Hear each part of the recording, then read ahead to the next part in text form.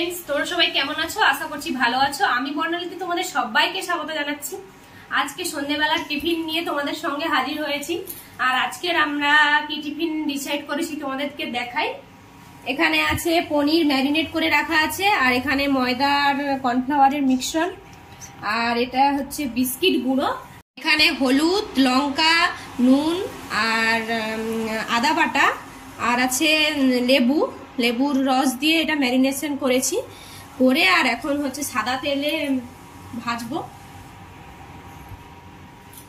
চলো সাদা তেলে ভাজি। আর এটা এই রেসিপিটার নাম হলো পনির পপকর্ন। চলো তোমরা দেখতে থাকো। চলো তাহলে তোমাদের সঙ্গে রেসিপিটা শেয়ার করা যাক।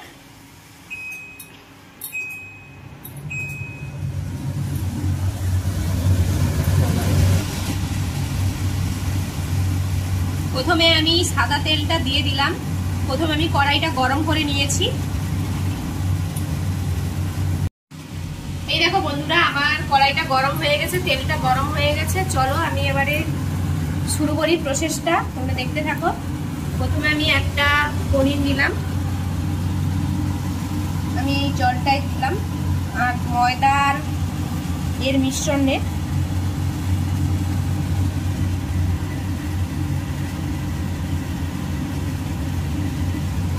দিয়ে দিচ্ছি এবারে।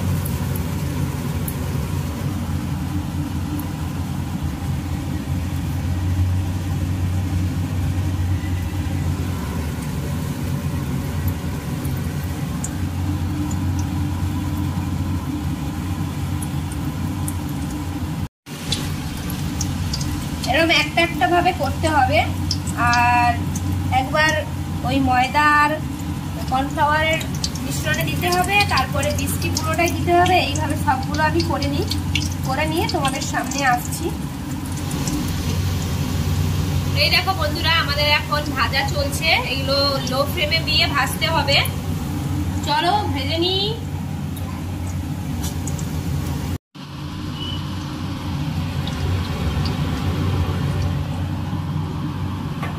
এই দেখো বন্ধুরা, আমি এখনো কটা ভাজছি কড়াইয়ের মধ্যে